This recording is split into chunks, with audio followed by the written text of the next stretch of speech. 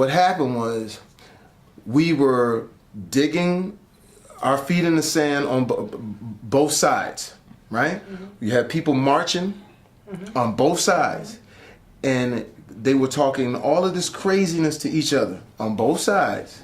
And then once the election was over, they were cool. And I thought that was very unfair.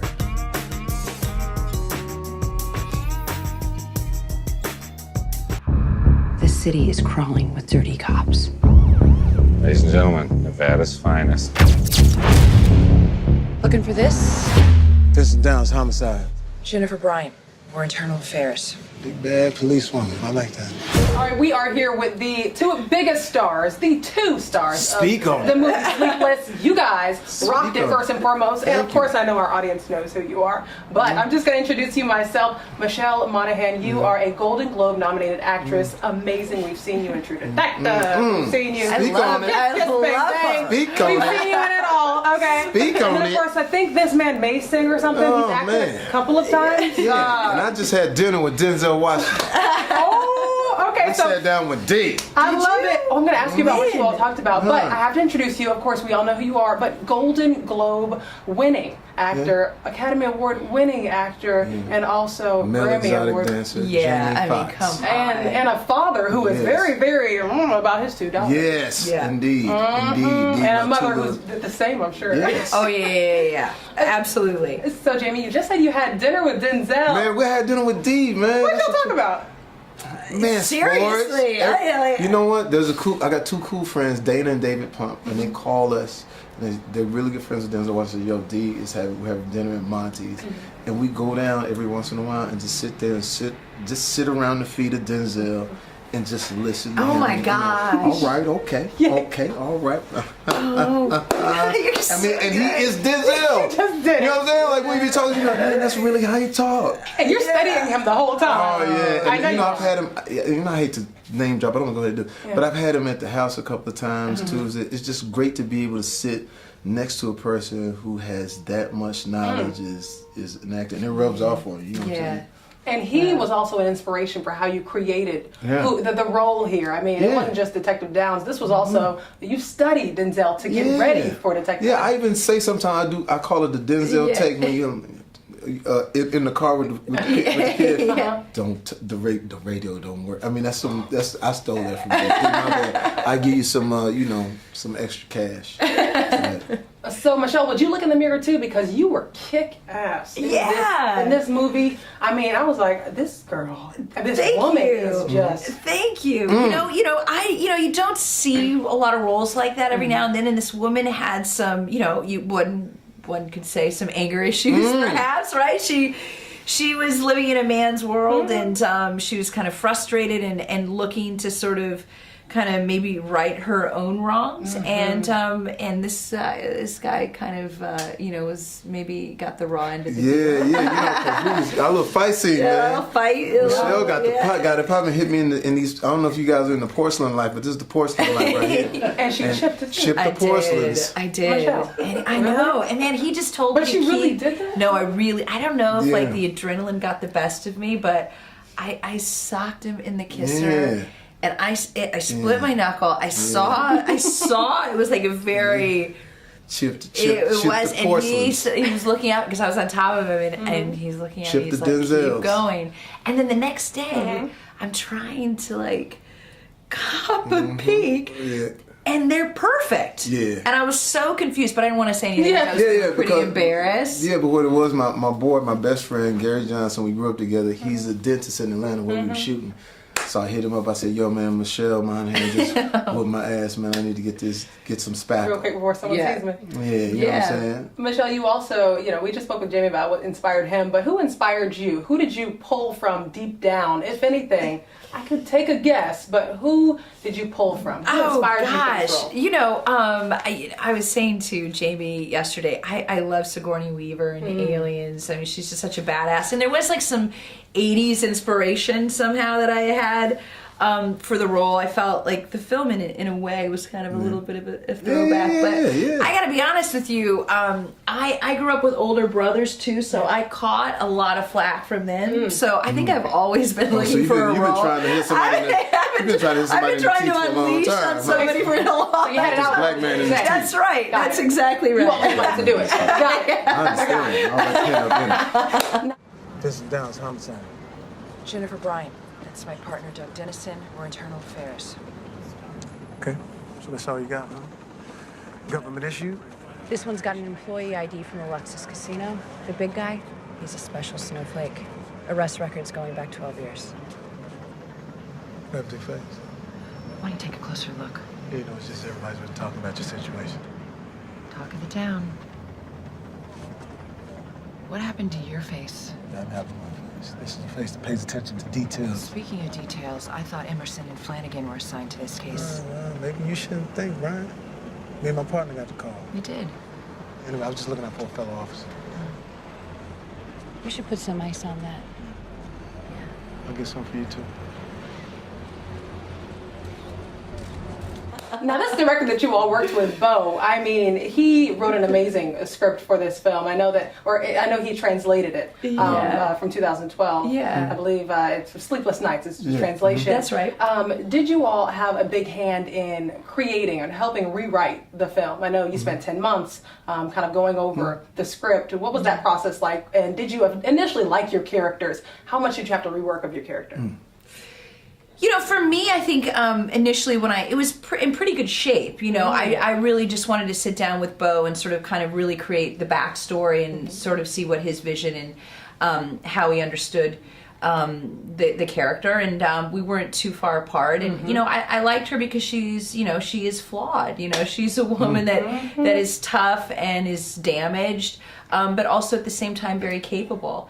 And you know, he was sort of on board with that, and you know, and we got to have fun. And you know, with Jamie, you know, he's incredibly collaborative and very fun to work with. Fun times. And the same thing for you, Jamie. I mean, did you like the detective role at first? Well, here was the thing, like, you know, and we got a chance to sort of start a little bit before I met Michelle on it. It was just like, okay, we've seen this type of movie before. Yeah. But how do we just sort of put our stamp on it, like with the relationship of Jennifer to Vincent and myself to Gabrielle Union and myself to my son. And so the one thing I did push for was like, yo, it's a scene that ain't in there, but we need to put in where my son actually gets extracted from the car. That wasn't in the first draft. I said, she be right, and then Vincent should be like, yo, I'm trying to figure this out with the drugs. I'm trying to figure out the bad guys. I'm trying to figure out my life with my kid and my girl. I'm right around the corner of getting everything fixed. If I can just get past this red light, at the red light when it all goes crazy, and then extracts his son, which puts Vincent in a tough situation on having to explain what's going on, and at the same time trying to hide the fact that, you know, he's a bad, like my daughter, my oldest daughter, I'm watching my child, you know, when she's young, you know what I'm saying, and, you know, as a dude, and the mom is at work, and, you know, all right, well, you know, do whatever you do. You know, she's like 3 or 4, you know, and I fell asleep. And all of a sudden I woke up and she wasn't there. So it's like, oh snap, she just walked outside, and I'm like, don't do that. But you don't want to really tell the mom, like, yo, I blew it my first day on the job. So that's basically what Vincent was trying to do, like, get everything settled before she knew that he had blew it on the first day on the job. So that's the types of things that we talked about. And, like, you know, there's going to be comparisons, there's going to be all of that, you know. We're not reinventing the wheel, but we're just trying to add some new spokes to it. Come on, Dad, come on.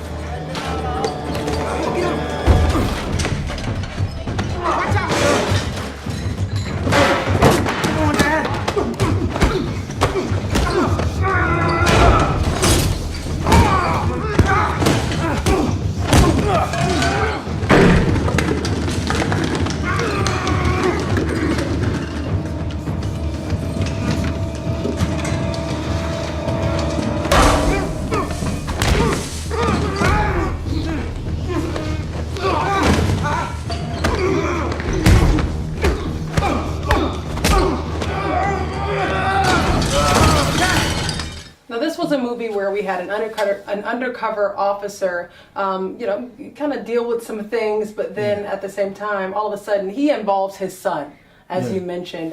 Both of you have 2 children. The leaps and bounds that you would make for your own children, were you constantly feeding off of that as you were preparing for this role? I mean, you certainly understand that you would do anything. I think any parent can say that they would go to the ends of the earth to protect their children, and I think that's just our driving force. It's like very primal. So, despite anything you might be going through, that will ultimately take priority in your life, and And I know, of course, you have a beautiful... Yeah, 2 daughters, and you constantly, you like... I don't think that young one needs your help, though. She's only 8. She's got it all figured out. But it's just anything when it comes to you, especially today's world. There's so much interaction. There's so much access to you right now. Like I warn my oldest. I say, be careful on the social media, John, telling people where you are. Post once you've left the place. I mean, certain things you got to do because people really are creeping and understand that, I can really touch you right now. You know what I'm saying? So you have to always be aware. So we took those sensibilities into this, and what would you do if something, God forbid, happened to your child, and you go to the ends of the... I mean, I've called... she said it was a bully at the school. We 10 dudes, that type of thing. Yeah. But man, it's you do anything for your kid. I have to ask you. When I tell you, first and foremost, as a viewer of this movie, the first 15 seconds, I felt like the movie theater needed a seatbelt. Because I literally, the car scene where it just starts out that way, I just felt very attacked and overwhelmed. And I was like, I don't know if I can do this. But talk to me about the stunts that you all got put through. This was one of the most physical movies for the both of you, not just physically, but also mentally as well. Preparation, working with Jeff, what was that like? I that was one of the aspects of the film that really drew me to it. I mean, I like to be physical. I'm a bit of a tomboy. And I liked that all of this frustration for this character kind of culminates in this incredible fight scene. And so I took it very seriously. It was a big challenge, and I trained with Jeff Amata, an amazing stunt coordinator who, has done all the Bourne movies. He's got an amazing history, so he knows his stuff. And trained for a few months, and that day, there's a couple of days, we had like a couple of days to actually choreograph it inside this actual hotel room, and it was fun because we actually just utilize everything that's in there. Everything. So it's scrappy, it's down and dirty, literally. A little dirty. But it was so satisfying, and you were so great, and really awesome that you allowed me to do it, and you trusted me to do it. I mean, you are so strong. It's incredible. And you're quick, and it was really fun. But how about his kitchen scene? That was great. With the flour amazing. and everything. The flour. I love the flour. Choked out, man. That white man was choking me out. Running from that white. That's what should be called. Running from this white man. Running from this white man. And woman. And white woman. For my life. Soundtrack. iTunes. Sleepless is the name of Sleepless. Sleepless is the name of the movie. Could you kind of give us a Sleepless jingle? Because you used to do jingles a couple of years ago on your Instagram. Is there one? Sleepless, sleepless, everybody. Sleepless, come on. Sleepless on Friday. Sleepless, go see it. Sleepless, come see us. Sleepless, Michelle. Sleepless, Jamie, Denzel, Teeth. Yeah, all of that. Sleepless. All of that. Have you ever had a sleepless night? I mean, what do you are you kidding me? Yeah. Oh my God. I had one last week. With jet lag, kids, babies. Yeah. Oh, you know it. Yeah, just What are you doing on a sleepless night then? I mean, girl, you don't ask me that. Personal question, girl. You getting personal up in here. Okay, well, let me not ask that. Asking what I do when I'm sleepless. Ain't no telling. But I'm all on my MySpace. All right, well, let me not even ask about the MySpace. Get on my MySpace. I do some old school shit. But he's the only one. The only one. I could be king. Yeah. You know what I'm saying? Why everybody trying to be king? The gram, I'm over there on MySpace killing. Now, you all show out. You all have been showing out, and you guys, I know you have a movie coming out in a few days. You have one coming out in March. But on a serious note, we're now entering 2017. Both of you were integral parts in getting young people involved in rocking that boat. I want to know, the inauguration's coming up in less than 2 weeks, 2.5 weeks. I know who you all supported. Yeah. And I want She said like she's got a secret file. I know who you supported. I'm a news reporter, so I have the background. So I know who you all supported, and I want to know, will you be at the inauguration? Will you be supporting our president-elect? I'm going to support him. the president, yeah. of course. I'm going to be working that day. I won't be at the inauguration. I think I got something to do too. But I think I'll be a little tied up. Yeah. You know, I'll be, as a matter of fact, I'll be hanging out with my Hispanic friends. And in general, I mean, 2017, when you look back on 2016, what do you think the biggest change needs to be? Well, you know what I can say is that the way I look at it is two things. One, I'm a comedian. So as a comedian, there's an element of like, this is going to be the funniest 4 years in the history of the United States. But at the same time, when you look at what we do to elect a president, I think that there needs to be some type of rules. So when our kids, see, like when I couldn't allow my kids, I take my kids to all of these events. It used to be a time where I could take my kids, sit them down, and they could watch responsible people talk responsibly. Yeah. That's the part that we have to always stay vigilant on. Like it shouldn't have to cost that much as the spectacle to be the president of the United States. I thought both sides sort of let us down in that sense to allow it to become that dirty and that nasty. And now, at the end of the day, I challenged both sides, because what happened was we were digging our feet in the sand on both sides, right?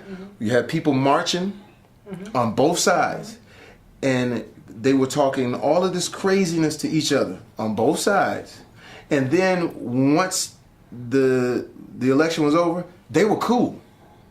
And I thought that was very unfair to everybody here who was like really vested in it. It was like, okay, it's done now, let's go on with the process. You can't do that. You can't slap somebody and then the next thing you know, like, oh, we all good. So that's where we have to sort of go back to the drawing board and say, hey, man, I don't mind that you win, whatever side it is, but it's how you do it. You know, if you're not respectful, and if you're not a person who's about, you know, about taking the job seriously, and the fact of like, this is something that we've always heralded as the best, as the top. We've always said, hey, these are the standards. When you lower those standards to a certain degree to where it becomes mudslinging and everybody's just dirty, what are we looking forward to, and what type of precedent are we setting for the next 4 to 8 years, or the next years in running for president? So that's where we have to challenge ourselves. We ain't got to be angry.